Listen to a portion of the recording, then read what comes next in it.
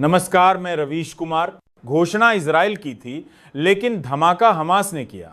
कहा गया था कि हमास पर जबरदस्त हमला होगा, मगर तस्वीर कुछ और ही बन गई। हमले की जद में इजराइल खुद आ गया और अब जश्न नहीं, मातम पसरा हुआ है। यह सिर्फ एक पलटवार नहीं था, यह रणनीति, गुस्सा और इरादा तीनों का विस्फोट था। आखिर क्या हुआ उस दिन जब इजराइल की सुरक्षा चूक गई? कैसे हमास ने वो किया जिसकी किसी को उम्मीद नहीं थी? आइए शुरू से समझते हैं। ये सिर्फ जंग नहीं, एक नई कहानी की शुरुआत है। आज मैं एक एक खबर आपको बताने जा रहा हूं। सिर्फ बताऊंगा ही नहीं, दिखाऊंगा भी कैसे इजराइल आज रो रहा है, उसके सैनिक कैसे तड़प रहे हैं। गज्जा से लौटकर अपने परिवार से मिलने के लिए यह भी आपको दिखाया जाएगा। हमास का एक ऐलान जिसने इजराइल को बुरी तरह चौंका दिया, उसकी भी चर्चा करेंगे। ऐसे समय में जब उसके अपने सैनिक गज्जा में लगातार मारे जा रहे हैं, इजराइल की रणनीति सवालों के घेरे में है। इसके अलावा कई अहम खबरें और भी हैं। तुर्की से एक बड़ी खबर है और अन्य जगहों से भी रिपोर्ट्स आ रही हैं कि कैसे इजरायली सरकार को लताड़ा जा रहा है, उसके प्रतिनिधियों को खदेड़ा जा रहा है। कुल मिलाकर आप समझ लीजिए, इस वक्त इजराइल की हालत बेहद खराब है। एक समय था जब 21 महीने पहले हमास के हमले के बाद इजराइल खुद को पीड़ित बताता था, हमास को आतंकी संगठन बताया जाता था। लेकिन आज पासा पूरी तरह पलट चुका है। अब गजा, फिलिस्तीनी जनता और यहां तक कि हमास दुनिया की नजरों में पीड़ित नजर आ रहे हैं और इजराइल अब कटघरे में खड़ा किया जा रहा है। शुरुआत करते हैं इस तस्वीर से। देखिए किस तरह अब आवाजें उठने लगी हैं खुद इजरायली सेना के भीतर से। यह वीडियो है एक इजरायली आर्मी अफसर का जो गजा फ्रंट पर तैनात है। वह कहता है, the Gaza front is deadly and I call on the government to return the hostages and end the war quickly. दरअसल आज दिन में हमने आपको दो अलग अलग जगहों से बड़े हमलों की खबर दिखाई थी, जहां 6 इजरायली सैनिकों की मौत हो गई। और यह पहली बार नहीं है, इससे पहले भी लगातार 26, 25, 4, 12, 10, 12 रोज सैनिक मारे जा रहे हैं। अब खुद इजराइल के सैनिक सवाल पूछ रहे हैं। क्या कह रहे हैं ये सैनिक? वो सरकार से गुहार लगा रहे हैं, हमें वापस बुला लो, क्योंकि हमें लौटने की इजाजत नहीं दी जा रही है। आप ये मत सोचिएगा कि जो बेड़ा गजा के चारों तरफ खड़ा किया गया है वो सिर्फ इसलिए है कि खाना पानी अंदर न जा पाए, बल्कि इसका एक और मकसद है कि इजराइल का सैनिक गजा का मैदान छोड़कर वापस न लौट सके, क्योंकि वो अब टूट चुके हैं, पागलपन की हालत में हैं। जो कुछ वहां हो रहा है वो सिर्फ युद्ध नहीं, एक मानसिक त्रासदी बन चुका है। सैनिक रो रहे हैं, तड़प रहे हैं और अब इसकी खबर भी सामने आ गई है, जैसे जमीन खुद बोल रही हो, बस अब और नहीं। गजा पट्टी में 2 सैनिकों की मौत की खबर पर हमें गहरा दुख हुआ है। इस पर नेतन्याहू ने बयान जारी करते हुए कहा, मैं और मेरी पत्नी इन सैनिकों के परिवारों के प्रति अपनी संवेदना व्यक्त करते हैं। लेकिन क्या आप सोच सकते हैं, आज वो रो रहा है, तड़प रहा है। उसने कहा कि 2 सैनिकों की मौत हुई है। अब आप सोचिए, जब जबरन हमला किया गया, जब बमबारी की गई, जब सैकड़ों की संख्या में बच्चों की मौत हुई, तब यह आदमी क्यों नहीं रोया? तब इसके आंसू कहां थे? आज भी यही इजरायली जनता के लिए नहीं रो रहा। इसे डर इस बात का है कि अगर हालात ऐसे ही चलते रहे तो इजराइल के भीतर गृह युद्ध जैसे हालात बन सकते हैं और शायद इसे देश के अंदर से ही लताड़ा जा सकता है। अब अगली खबर पर चलते हैं। हमास की कस्साम ब्रिगेड ने जानकारी दी है कि उसके लड़ाकों ने एक बड़े ऑपरेशन में इजरायली सेना के एक ट्रुप कैरियर को निशाना बनाया है। यह हमला खान यूनुस के पूर्वी क्षेत्र अब्बासान अल कबीर और दक्षिणी गजा में किया गया।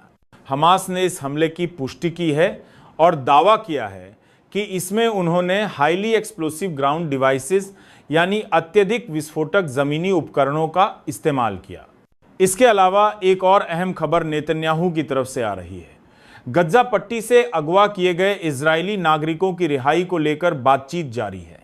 नेतन्याहू ने कहा, हम गजा में लड़ाई लड़ रहे हैं और दुर्भाग्यवश इस संघर्ष में कई लोग मारे गए हैं और कई घायल हुए हैं। उन्होंने आगे कहा, हमें बातचीत को आगे बढ़ाने के लिए गज्जा में न्यूनतम मानवीय सहायता की अनुमति देनी चाहिए, लेकिन यह बात एकदम स्पष्ट होनी चाहिए, हम अपने लक्ष्य को प्राप्त करेंगे, हम हमास को पूरी तरह नष्ट कर देंगे। अब भी यह आदमी जमीन पर चल रही सच्चाई को मानने को तैयार नहीं है। इधर वो कह रहा है कि गजा में सुरक्षित रास्ते हैं और वे रास्ते हमेशा खुले रहेंगे, लेकिन जमीनी हालात क्या हैं ये किसी से छुपा नहीं है। चलिए अब आपको एक और अहम खबर दिखाते हैं। यह खबर जरा ध्यान से देखिए, इसीलिए हम इसे फुल स्क्रीन पर दिखा रहे हैं। खबर क्या है तो देखिए, साइप्रस की दूसरी सबसे बड़ी राजनीतिक पार्टी ने बड़ा बयान दिया है। उसने कहा है कि जब ईरान ने इजराइल पर हमला किया था, जिसमें इजराइल के 14 शहर तबाह हो गए थे, तब वहां से लोग घबराकर भागते हुए साइप्रस की ओर आ रहे थे। दरअसल इजराइल ने उस वक्त रोक लगा दी थी अपने ही नागरिकों पर। आदेश था कि कोई बाहर नहीं जाएगा, चाहे जान ही क्यों न चली जाए, मर जाएं तो मर जाएं, यही स्थिति बना दी गई थी। अब सवाल ये उठता है, जब खुद इजरायली सुरक्षित नहीं थे तो भागे कहां? जवाब है साइप्रस। और अब साइप्रस परेशान है। वहां की दूसरी सबसे बड़ी राजनीतिक पार्टी ने बयान जारी किया है। उन्होंने कहा है कि जिस तरह से इजरायली टूरिस्ट बड़ी संख्या में साइप्रस आ रहे हैं, हमें डर है कि कहीं यह देश इजराइल 2.0 न बन जाए। इस बात को लेकर वहां के स्थानीय लोगों के बीच गहरी चिंता और दहशत का माहौल है। इसके साथ एक और बड़ी खबर सामने आई है। इजराइल की ब्रॉडकास्टिंग अथॉरिटी के मुताबिक नाहल ब्रिगेड के 4 सैनिकों ने मानसिक स्थिति का हवाला देते हुए गज्जा पट्टी में दोबारा युद्ध में लौटने से इनकार कर दिया है। अब जरा सोचिए हालात क्या हैं। इनमें से 3 सैनिकों को 1 हफ्ते से लेकर 12 दिनों तक की जेल की सजा सुनाई गई है। यानी अब सैनिक लौट नहीं रहे और जो लौटने से इनकार कर रहे हैं उन्हें विद्रोही माना जा रहा है। यह कोई मामूली स्थिति नहीं है, ये उस युद्ध का मानसिक बोझ है जो सैनिकों की सोच तक को तोड़ रहा है। अभी हाल ही में एक और चौंकाने वाली खबर सामने आई है। खबर यह है कि जो इजरायली ड्रोन हाल ही में नष्ट किया गया, उसे किसी और ने नहीं बल्कि खुद इजरायली सैनिकों ने ही बर्बाद कर दिया। क्यों? क्योंकि वे मानसिक रूप से टूट चुके हैं। वो कह रहे हैं, हमें युद्ध नहीं लड़ना, हम नहीं लड़ना चाहते, लेकिन हमें जबरन लड़वाया जा रहा है। अब आप समझिए सैनिक क्या कह रहे हैं, वो खुद अपने ही उपकरणों को नष्ट कर रहे हैं। ये उस मानसिक तनाव का प्रतीक है जो अब नियंत्रण से बाहर होता जा रहा है। चलिए अब अगली खबर की ओर बढ़ते हैं। ब्रेकिंग न्यूज सेटलर प्लेटफॉर्म की रिपोर्ट के अनुसार एक बड़ी सुरक्षा घटना के बाद हताहतों की संख्या बढ़कर 9 हो गई है।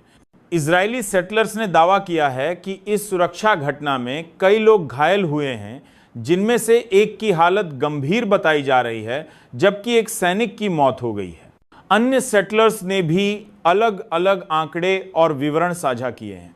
उन्होंने कहा कि यह दिन बेहद भयावह रहा, जहां उनके सैनिकों को उनकी आंखों के सामने मरते देखा गया। ये दृश्य उनके लिए बेहद त्रासद और तकलीफ देह रहे। अब एक और खबर यमन से। सूत्रों के मुताबिक सऊदी और यमनी सीमा के बीच भीषण झड़पें शुरू हो गई हैं। Fierce clashes have erupted along the Yemeni Saudi border, यानी एक और मोर्चे पर युद्ध की आग भड़क चुकी है।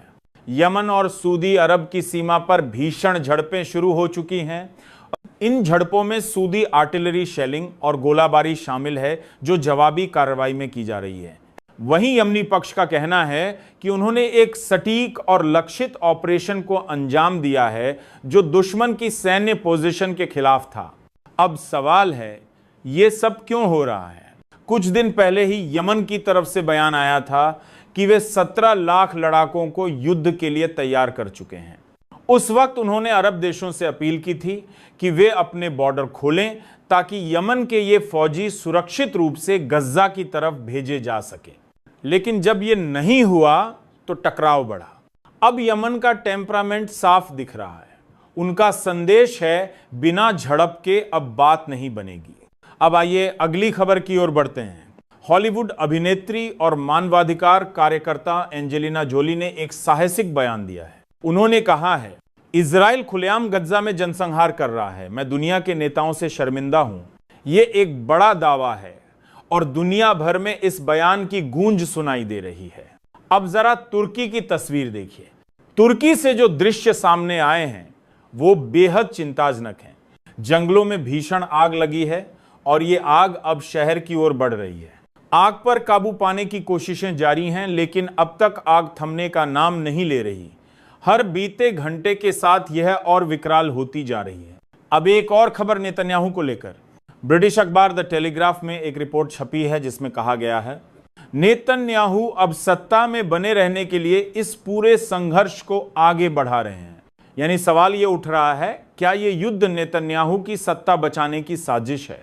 अब एक और झटका देने वाली खबर सोशल मीडिया से। भारत में सोशल मीडिया पर कई फेक खबरें तेजी से फैलाई जा रही हैं। एक फर्जी रिपोर्ट को हिंदुस्तान टाइम्स के नाम से प्रचारित किया गया, जिसमें दावा किया गया ईरान के सुप्रीम लीडर अयातुल्ला खामेनेई नशे का सेवन करते हैं और ज्यादातर वक्त सोते रहते हैं। सोचिए ये खबर किस आधार पर चलाई गई।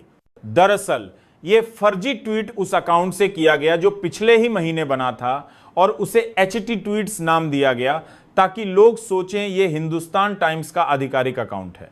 अब सवाल यह है, इस टेक्नोलॉजी के जमाने में जब हर चीज ट्रैक की जा सकती है तो ऐसे फेक अकाउंट कैसे सक्रिय हैं? इसके बावजूद ये ट्वीट्स इस तरह चलाए गए जैसे कोई बड़ा खुलासा हुआ हो। लेकिन भाई ये खबर फेक लगती है। ये एक नए वेरीफाइड अकाउंट से आई है जिसका नाम मोजा है, लेकिन इसके पीछे कोई ठोस सबूत नहीं है। BBC, रॉयटर्स जैसे विश्वसनीय मीडिया में इसकी कोई पुष्टि नहीं हुई है। यह दरअसल एक पुरानी अफवाह है, लेकिन इसे एक बार फिर से प्रोपेगेंडा के रूप में जोर शोर से फैलाया जा रहा है। मजे की बात यह है कि किसी भी आधिकारिक स्रोत ने अब तक यह नहीं कहा कि नशे या ड्रग्स से जुड़ी कोई पुष्टि हुई है। जबरन इस अफवाह को हवा दी जा रही है। अब देखिए किस तरह से यह पूरी कोशिश की जा रही है। जरा इजराइल की हरकतें देखिए। बताइए इतनी बौखलाहट किसमें हो सकती है? हंडाला वहां से पहुंच रहा है और उसे रोकने की कोशिश हो रही है। अब मिस्र ने भी अपने दरवाजे खोल दिए हैं, जिससे बेचैनी और बढ़ गई है। दरअसल जो मदद और राहत सामग्री भेजी जा रही थी उसे इजराइल की सीमा से प्रवेश न मिले, इसलिए वहां गेट बंद कर दिए गए और उस जगह पर खड़े होकर इजरायली सैनिक तमाशा कर रहे हैं। लेकिन दूसरी तरफ मिस्र ने राहत सामग्री को आने की अनुमति दे दी। अब हालत यह है कि इजराइल की बेतहाशा नाराजगी सामने दिख रही है। एक के बाद एक ट्रक राफा क्रॉसिंग के जरिए गज्जा पहुंच रहे हैं। मिस्र को अब समझ में आ गया है कि इस बार उसकी अंतरराष्ट्रीय स्तर पर काफी निंदा हो रही है।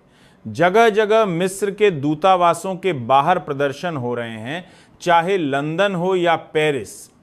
लोगों का कहना है कि अगर इजराइल मदद रोक रहा है तो मिस्र भी कुछ कम नहीं कर रहा। आप भी तो खाना, पानी और दवाइयां नहीं जाने दे रहे। यही वजह रही कि मिस्र को आखिरकार मानना पड़ा और उसने राहत सामग्री को जाने की अनुमति दी। अब आइए एक और महत्वपूर्ण खबर पर। डच नेशनल सिक्योरिटी एजेंसी ने पहली बार इजराइल को देश के लिए एक खतरे के रूप में लिस्ट किया है। हां, आपने सही सुना। डच सरकार की राष्ट्रीय सुरक्षा एजेंसी ने आधिकारिक तौर पर कहा है कि इजराइल अब उनके देश के लिए एक संभावित खतरा है। अब सोचिए इजराइल आज कहां खड़ा है।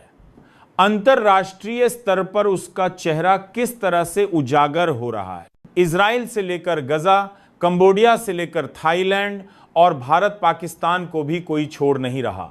सब कुछ एक वैश्विक ड्रामे की स्क्रिप्ट लगता है, जहां दर्शकों को नहीं सिर्फ किरदारों को पता है कि यह सारा खेल किसके इशारों पर चल रहा है। लेकिन एक बात याद रखिए, तथ्य जब झूठ के बोझ तले दबते हैं तो इतिहास चीखता है, और जब दुनिया खामोश हो जाती है तो सच्चाई बोलने की जिम्मेदारी सिर्फ आपकी रह जाती है।